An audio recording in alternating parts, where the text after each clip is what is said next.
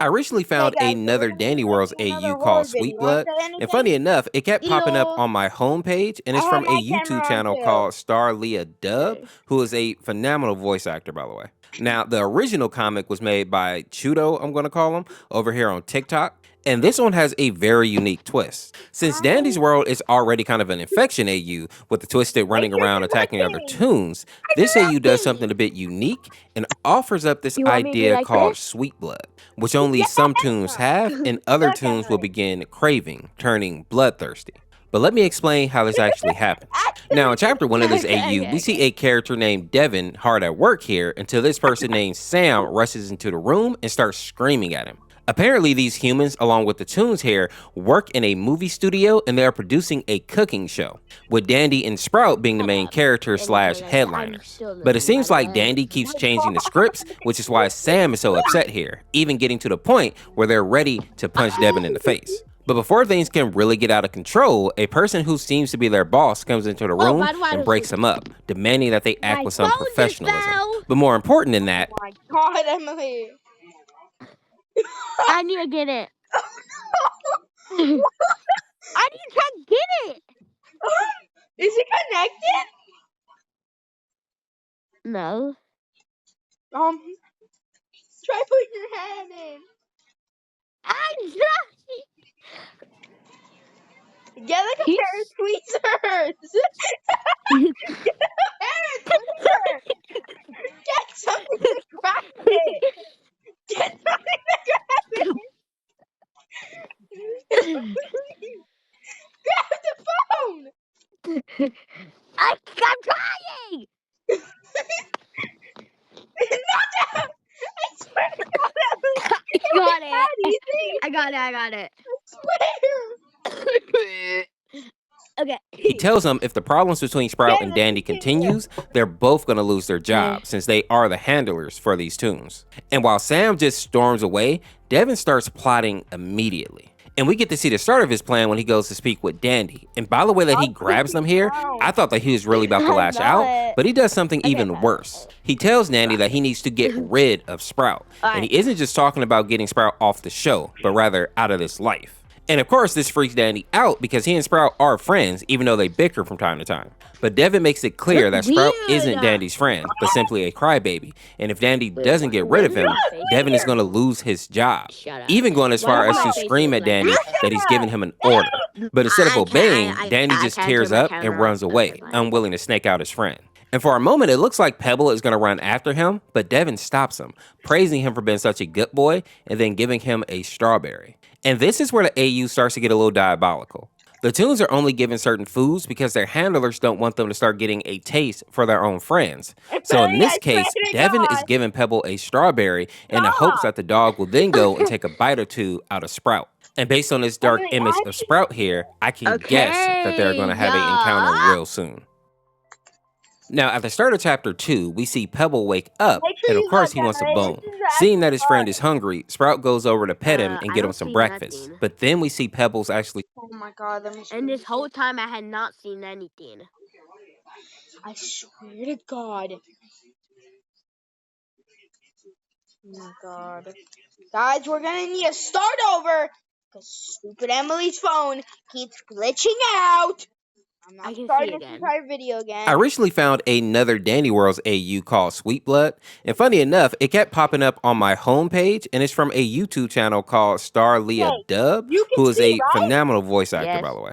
Now, the original comic was made by Chudo, I'm going to call him, over here on TikTok. And this one has a very unique twist. Since Dandy's World is already kind of an infection AU, with the Twisted running around attacking other toons, this AU does something a bit unique and offers up this idea called Sweet Blood, which only some toons have and other toons will begin craving, turning bloodthirsty. But let me explain how this actually happens. Now, in chapter 1 of this AU, we see a character named Devin hard at work here until this person named Sam rushes into the room and starts screaming at him. Apparently, these humans, along with the toons here, work in a movie studio and they're producing a cooking show, with Dandy and Sprout being the main characters slash headliners. But it seems like Dandy keeps changing the scripts, which is why Sam is so upset here, even getting to the point where they're ready to punch Devin in the face. But before things can really get out of control, a person who seems to be their boss comes into the room and breaks them up, demanding that they act with some professionalism. But more important than that, he tells them if the problems between Sprout and Dandy continues, they're both going to lose their jobs since they are the handlers for these tunes. And while Sam just storms away, Devin starts plotting immediately. And we get to see the start of his plan when he goes to speak with Dandy. And by the way that he grabs him here, I thought that he was really about to lash out, but he does something even worse. He tells Dandy that he needs to get rid of Sprout. And he isn't just talking about getting Sprout off the show, but rather out of this life. And of course, this freaks Dandy out because he and Sprout are friends, even though they bicker from time to time. But Devin makes it clear that Sprout isn't Dandy's friend, but simply a crybaby. And if Dandy doesn't get rid of him, Devin is going to lose his job. Even going as far as to scream at Dandy that he's given him an order. But instead of obeying, Dandy just tears up and runs away, unwilling to snake out his friend. And for a moment, it looks like Pebble is going to run after him, but Devin stops him, praising him for being such a good boy and then giving him a strawberry. And this is where the AU starts to get a little diabolical. The Toons are only given certain foods because their handlers don't want them to start getting a taste for their own friends. So in this case, Devin is giving Pebble a strawberry in the hopes that the dog will then go and take a bite or two out of Sprout. And based on this dark image of Sprout here, I can guess that they're going to have an encounter real soon. Now, at the start of chapter 2, we see Pebble wake up, and of course he wants a bone. Seeing that his friend is hungry, Sprout goes over to pet him and get him some breakfast. But then we see Pebbles actually start sniffing his arm, and then he opens his mouth. And for a moment, I thought that he was going to give like a cute little playful bite, because he looks very innocent here. But to my surprise, he gives Sprout a walking dead chomp. So good and tasty? And of course, Sprout starts to scream for help, alerting all his friends and causing them to run over, with Cosmo being the first one on the scene. But instead of getting Pebbles off him quickly, Cosmos kind of panics and freezes, and he doesn't move until Sprout screams that he needs him. With that, all the Toons come together to grab Pebble and rip him off Sprout. And as you would imagine, Pebble took a chunk of his flesh with him. And I love how the voice actor kind of made this little cute humming sound here when Pebbles is walking away with the flesh.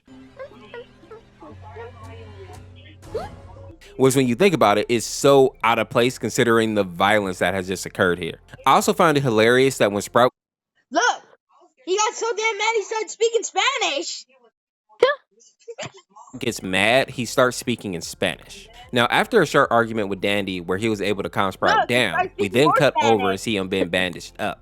And while this is happening, we learn how some of the tunes were created. Apparently, Delilah made some tunes using edible ingredients, and this is why all the tunes have very strict diets. When Devin fed Pebble the strawberry, he allowed him to get a taste for something only the edible tunes have inside them, and that is a thing called sweet blood. Another important detail that is revealed here is that once Pebbles actually smelled the sweet blood, he started acting rabid, as if he was starving and Sprout was the only thing that he could eat. And the reason that Sprout and Cosmo look so freaked out here is because they started to understand that this could happen with the other tunes as well if they learn about the sweet blood. And while Sprout tries to put his fears to rest by saying that they just need to isolate Pebble and keep this secret from the others, I believe that if Devin really wants the other tunes to go after Sprout, he may introduce sweet blood to them just like he did with Pebble. And as we see here, Dandy seems to understand Devin is behind this as well. In the next scene, we see Pebble is still chewing on Sprout's arm meat, and then we see Goob come and pick it up. And it seems like he immediately becomes bloodthirsty and uses his ability to try and grab Cosmos to pull him to him. But before he can take a bite, Tisha comes in clutch with a punch to the jaw. And I just want to point out that when we freeze the frame here, we can see that Sprout's blood is all over Goob's mouth here, and he also looks much more vicious after consuming it. Now, after seeing Goob try to literally eat Cosmo, Sprout gathers everybody up and tells them that they need to get out of there. But as they're running, we see even more tunes have consumed the sweet blood, specifically Scrap and Gigi. And while Sprout is trying to get away, Scrap uses her tail to wrap around his scarf. And once they drag him to the ground, they say, "Oh, Sprout, we're hungry." Luckily, Dandy and the others are able to find V and Astro, and my boy wastes no time using his powers to get Sprout out of danger. And once he gets his bearings, he tells all his friends that they're basically being hunted by the non-edible tunes and that they need to find Ginger and Shrimpo and any other tunes that would make a good snack before Goob and his crew can get to them. And even though Astro and some of the other tunes want Sprout to hide, he refuses, saying that he needs to warn their friends. And honestly, I have a lot of respect for him here. I think a lot of people in this situation simply would have looked out for themselves and hid. But he also makes a very good point when he looks at Cosmos and he says, "What if they try to eat your cousin?" Who of course he's talking about Ginger. But this doesn't seem to actually get through to Cosmo the way that he thought it would, and the only person really willing to go out and look for the other toons with him is Dandy. And while Sprout isn't thrilled about this, he has to take whatever help he can get. Now, before the two of them head out, we see Cosmo give Sprout this bracelet, and he promises to stay safe while Sprout is away, especially because he's the only edible toon in the group that is staying behind. Now, surprisingly, Dandy and Sprout found not only Ginger and Shrimpo, but a few other toons like Yada, Tegan, and even Louie. And then we get this cute scene of Ginger and Cosmo hugging, clearly happy to see that they are both still unharmed. And while the two of them are catching up, we cut over to Tegan and Glisten, and he starts asking about Toodles, obviously believing that she may be craving sweet blood just like the others. But Tegan refuses to believe that and decides that she's going to go out and find her because she's just an innocent little girl. Their argument ended up getting so loud that they got the attention of the others, and we see Shrimpo come and grab her wrist, saying that she shouldn't go because it'll just give the crazies an opportunity to attack her and taste more sweet blood. And he also makes it clear that none of them will be able to come save her if she gets into trouble. But just like with Sprout, T would rather die than let an innocent child get hurt out there. In the next scene, she actually finds Toodles, and just by looking at her eyes here, we know that she's infected with the bloodlust. But Tegan is too trusting to see it, and she ends up getting her cup head broken and all the sweet tea drained out by Toodles. And then we fade to black. In the next chapter, we see that V has gone missing, and when Boxton pops up, Sprout tells him to go find her in the kitchen. And when he gets there, we see V looking inside the fridge, which is odd because he doesn't need to eat. Things get weirder when Boxton calls out to her, and she seems to be ignoring him. But once we get a look at her face, we can see what she's thinking. She's saying, "Why are they all so hungry? I need to eat.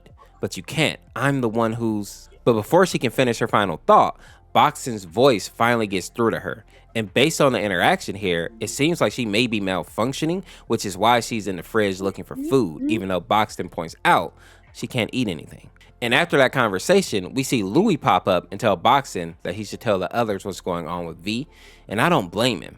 But one thing that we'll learn as we go through this AU is that a lot of the toons are not taking this seriously enough. The next scene takes place a couple hours later, around 4 in the morning, and we see that everybody is asleep except for Cosmo and Yada. And for some reason, Yada isn't taking the situation very seriously and decides to grab Cosmo and go play hide and seek.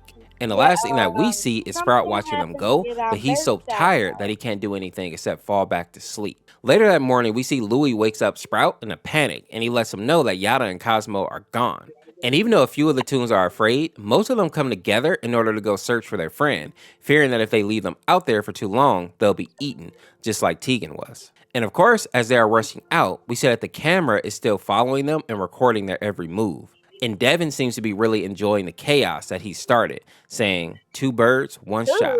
Sounds fun." After that, we cut over to the toons searching for Cosmo and Yada, and surprisingly, they find Yada fairly quickly, but Cosmo is nowhere in sight. And they can't even question Yada because she's dead asleep. And honestly, I don't know why everybody in this AU sleeps like the dead, but it seems like a bad trait to have in an AU where everybody's trying to eat you. Now, after realizing that they have no idea where Cosmo can be, the team starts arguing about if they should head back to their safe zone or continue looking.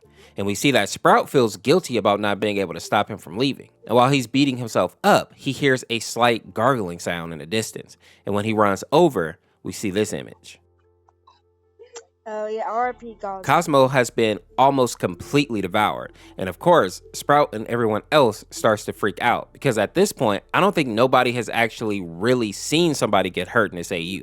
They know that Tegan never came back, but I don't think any of them actually saw what happened to her. So this is a very sobering reality check. And of course, Sprout is hit the hardest, hugging the remains of his friend and begging him to wake up, saying, "You can't be gone now. I need you. Open your eyes. Don't leave me hanging like this." We also see that in his anger, Sprout has said that he's going to take out any of the toons responsible for taking out his friend. And while his anger is definitely justified, after seeing what the bloodthirsty toons did to Cosmo, most of them do not want a head-on fight with these crazies. So the crew grabs Sprout and they drag him back to the base, kicking and screaming, with him saying that he would rather die than leave Cosmo behind. And as they're pulling him away, the last thing that we see is one of the crazies come and continue to feed on poor Cosmo. Put your thoughts in the comments real quick. Do you think they should have stayed with Cosmo, or at the very least tried to take him back to the base? Or do you think they made the right call by just leaving him behind to be basically eaten on? Now, once the team gets back to their base, it becomes clear that Sprout is the only one willing to accept how serious the situation is right now. V literally says that he's just overreacting, and Shrimpo calls him a pessimist, which just means that he's being overly negative. But in reality, Sprout is the only one showing any real emotion. That is until we see Ginger again. She notices that they were able to find Yada and they're hugging her over on the side here. And when she asks about Cosmo, they try to lie and say that he's fine. But Sprout doesn't let the lie blossom. He nips it in the bud and tells Ginger that Cosmo was eaten. And just by looking at her face here, we know that she is hit hard by this news. And the voice actor did a great job of bringing this next part to life. How many times do I have to tell you? He's dead! Stop making me repeat it because I saw it. I saw it, Ginger. Your cousin. Why did Sprout sound like a girl? D. I know. After that monologue, Ginger walks up boy. and she slaps He's a girl. Sprout, basically blaming him for the death of Cosmo, even going as far to say that he pretty much did it to him himself. But Sprout doesn't stand for the slander, and he lets everyone know that it was Yada that actually dragged Cosmo away, and the fact that she isn't taking the situation seriously is the reason that they lost Cosmo. And Ginger responds by saying that she wants Yada to pay for what she did, preferably with her life. And I was really surprised to see that the other Toons are upset at Sprout for telling the truth, but he doesn't pay them any attention and is actually speaking to Cosmo, or I guess more accurately, a version of Cosmo that his broken mind has kind of come up with. And events about how Yada's actions were just straight up stupid, especially after seeing what happened to Tegan when she went out, driving home the point that this isn't a game. But Cosmo hits him with a little bit of truth as well when he says that it isn't all Yada's fault. Sprout could have gotten up and stopped them from leaving, but instead, he just went back to sleep. And as I said, No, hold up. I wanna play Roblox. I'm gonna get a snack quick. Emma, you could yap with them if you want to. I'm gonna go get a snack. Okay, nothing to yap about.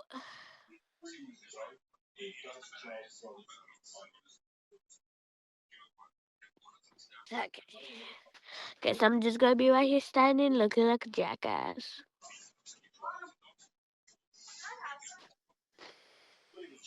I got my snack. It's a whole bag of Lay's that have not been opened yet.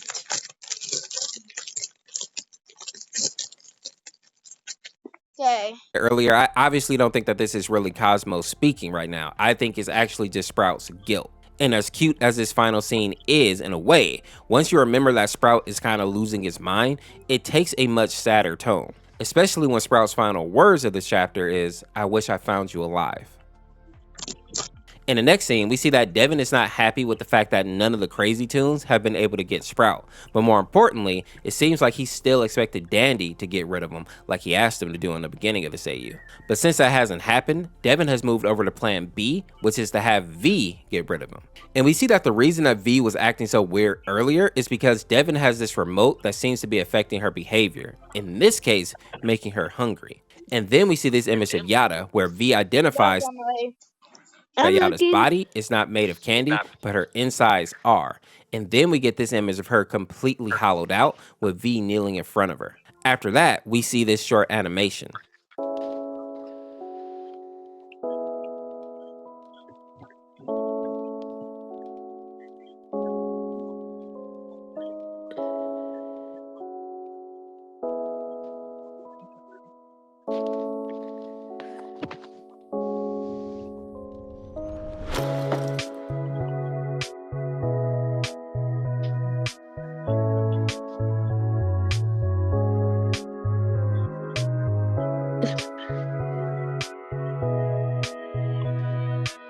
Now, a couple of things really stood out in the animation. The first being that the version of Cosmo that Sprout has made up in his mind was actually trying to protect him here, showcasing again just how much this whole situation has really affected Sprout. I also find it interesting that Astro didn't hesitate at all when it came time to put V down.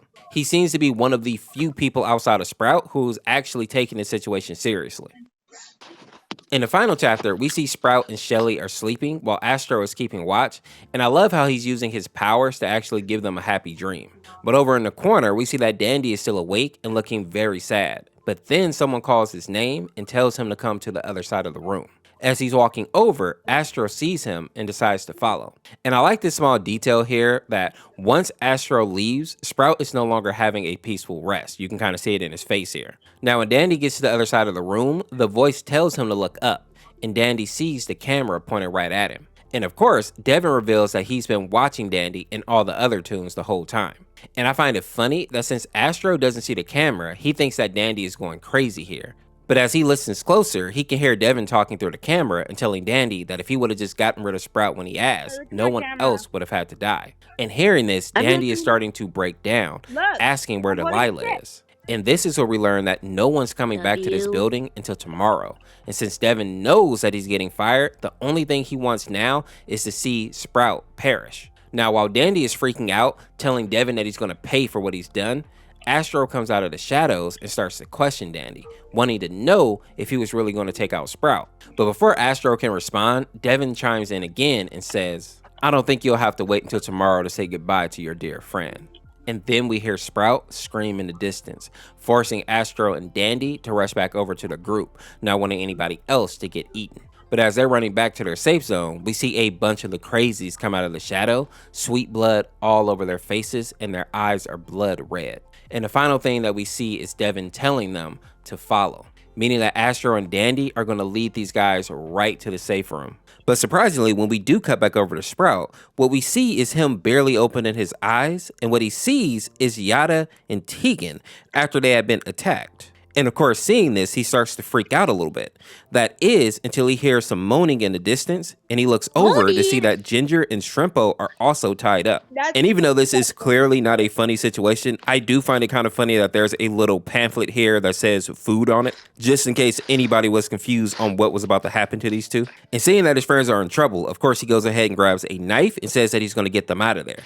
And after he actually cuts them free, for a moment he thinks that everything is going to be okay until he opens his eyes again and sees that his friends are gone, the only thing left in their place being Sweet Blood.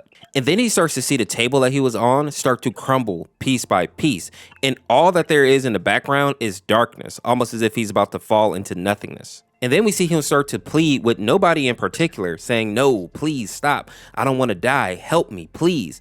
But there's nobody here. He does end up managing to grab onto the side of the table here and pull himself up, but what he sees is this red eye, and then he starts to scream again. Once we can get a closer look at it, we see that those red eyes actually belong to Pebble.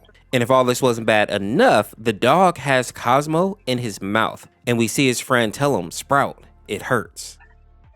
And I'm sure most of you have probably figured it out by now, but this is all just like a dream that Sprout is having. All this is going on in his mind, and I think it's just supposed to reconfirm that he's slowly going crazy after everything that has happened. But Sprout doesn't realize that none of this is real, so of course he balls his fist and starts walking over to Pebble, and then he grabs the little dog and starts to squeeze, saying that you're disgusting and you're gonna pay for this. And as he's squeezing the life out of the little guy, you can tell by his face here that he is definitely gone over the edge. And then we hear somebody scream in the distance, and this is where I figured out that Dandy and Astro didn't actually hear Sprout screaming, but somebody else. And it seems like that scream was able to wake Sprout up from his little rampage, and what he's actually choking, or I guess who he's actually choking, is Blot. And then we cut back over to the rest of the toons, and they all look horrified, probably thinking that Sprout has lost his mind, just like some of the bloodthirsty toons outside. And that fear only grows once they realize that Blot is the person that he just choked out. Unfortunately, that is the final chapter of this AU so far, but I'm pretty sure that the creator is going to finish it at some point. I'm really curious to see what they're going to do with Sprout, especially considering that he has definitely lost his mind a little bit, and maybe like he can't be trusted to be around these other toons. We don't know if he actually took Blot's life or not, but at the very least he hurt him really bad. I'm also really curious to see what Astro and Dandy are going to do when they get back to the group, because as of right now, Astro has been pretty quick to put people— Oh, this. We have to do this. Oh my god, bro! My phone has 10%. You guys have been asking me to cover this infection AU called Dandy Worms, which is a Dandy's World infection AU created by Gotcha Home here on YouTube. Now, I wasn't convinced that this AU would be spooky at all because Dandy World is just too cute of a game. I have to admit that this AU is actually a lot better than I was anticipating. Now, this AU starts off with Yada and Brightney talking about a candy order that just arrived for Yada after waiting for a long time. So long that the candy has actually gone bad. And while Bright tries to get Yada to throw the candy out, stating that it could be spoiled now, Yada isn't hearing any of that, grabbing the box of goodies and then running to their room and eating a bunch of it. And as you can see here on the floor, it looks like there's worms inside of the candy or inside of the wrapper here. And after only a few minutes, we see Yada come out of her room to hang out with the other Toons, and they start to change. We see their eyes start to leak this black liquid, and then their eyes dilate. And finally, Yada loses control of herself and lunges at this little girl, almost taking a bite out of her before we see Roger is able to grab her and restrain her. And what is scary about this is that Yada doesn't even seem to understand why she attacked the little girl, basically saying that it felt like she simply lost control of her body for a moment. But feeling like Yada needed to be punished, we see that this lady here locks her into her room for 2 weeks, which is definitely going to end poorly considering that she's infected with something. And almost immediately, we see her start to change even more, with worms starting to fester around her body. Dandy's Heat of Ichor is out! It's not Heat of Ichor, it's Heart of Ichor. Emily, hurry up, because I already started the next video, bro. Mom, can I have some of your water, please? Can I have some of your water?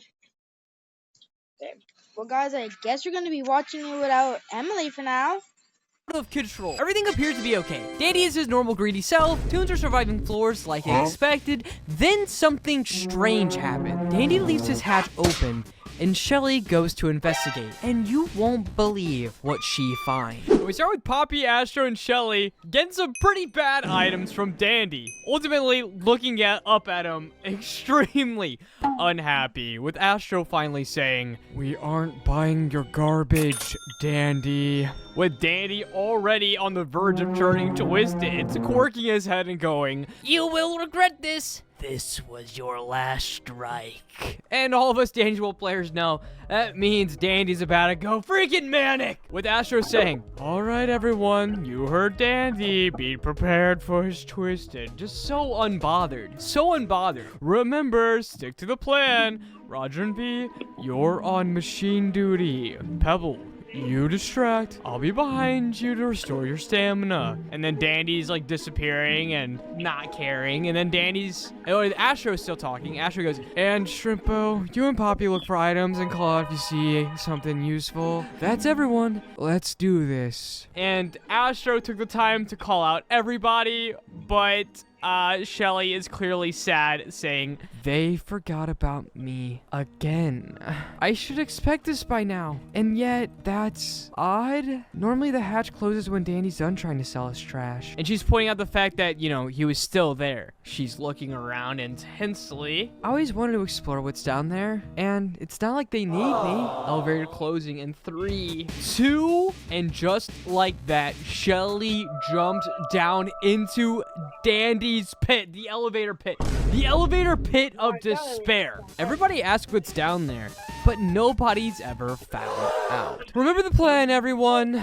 And Shrimpo, remember not to get near Pebble.